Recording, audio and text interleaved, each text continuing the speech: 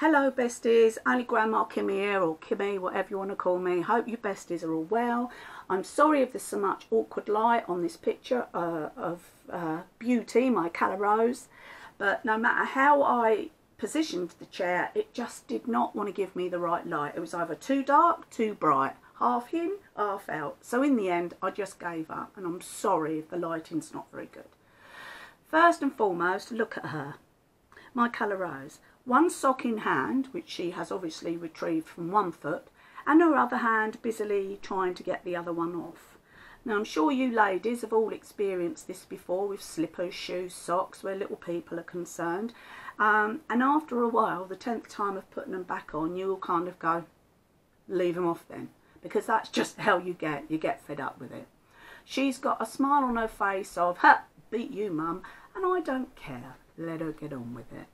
Anyway, I wanted to come on and have a chat with you because I listened very intently to a conversation that one of our lovely ladies on here put on.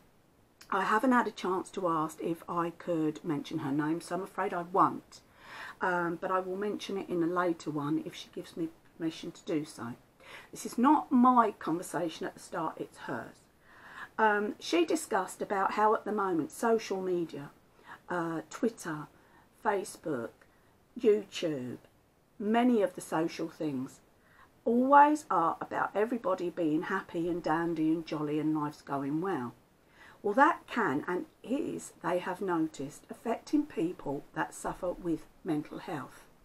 Why?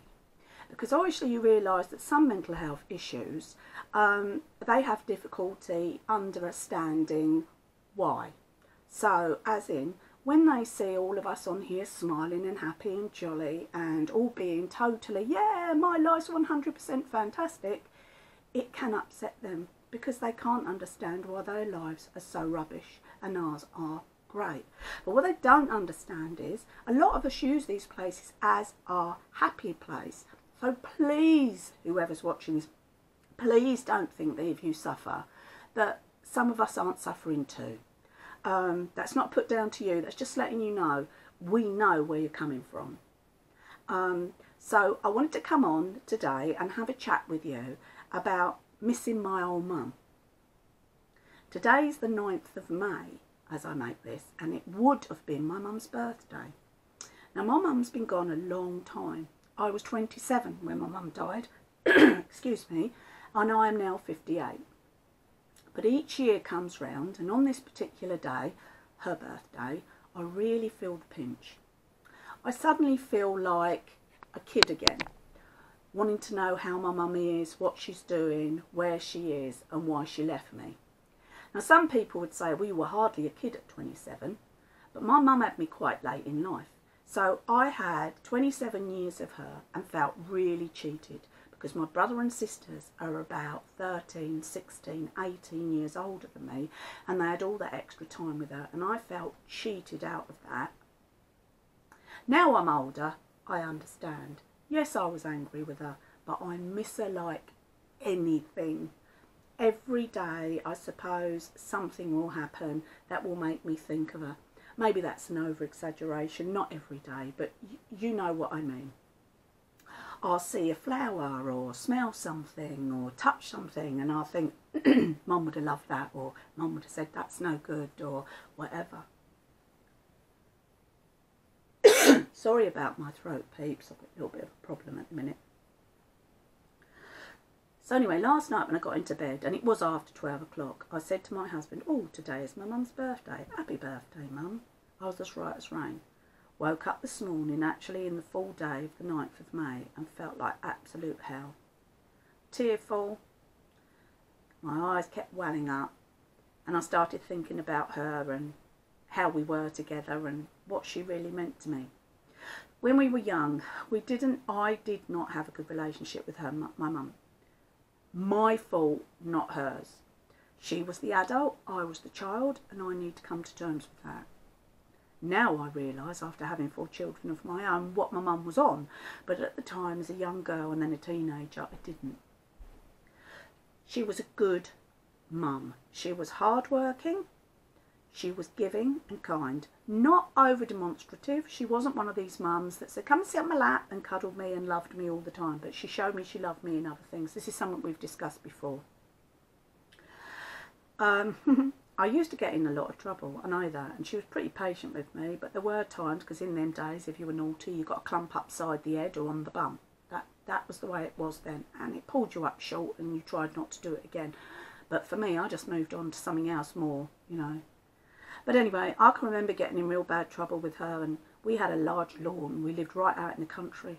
And I can remember running around this lawn, and I can remember my mum running behind me with this hand brush. They were made of wood, you know, dustpan and brush, but they were wood in them days, not the plastic they are today.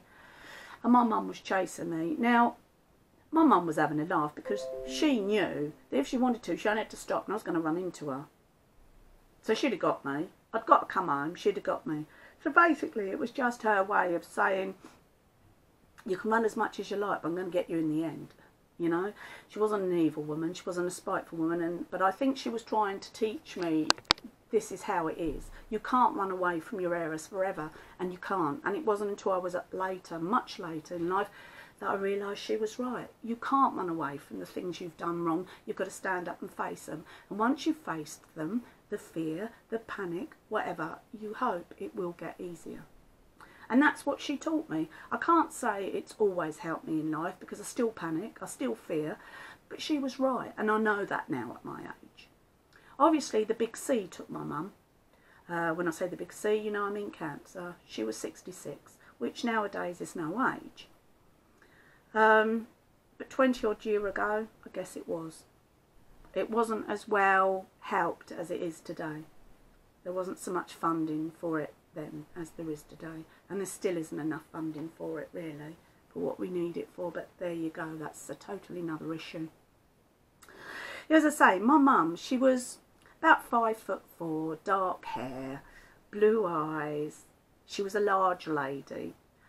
She had the most wonderful sense of humour, and I kind of hope I get a bit of that from her. I got a cheeky sense of humour, and funny enough, so did my dad, but my mum had a wicked sense of humour, but you couldn't mess her about.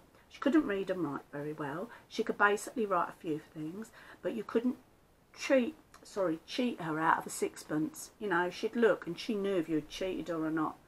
She was a really good, hard-working woman. Up in the late 50s into early 60s, she was out, even when she was poorly, working and doing farm work, cleaning. She was a cleaning lady, a Mrs. Char, you know. She was a charwoman. She did loads of stuff. And her upbringing wasn't easy, and I know that, and it made her tough and sometimes rough and ready, but it made me see things from another point of view because she taught me plenty.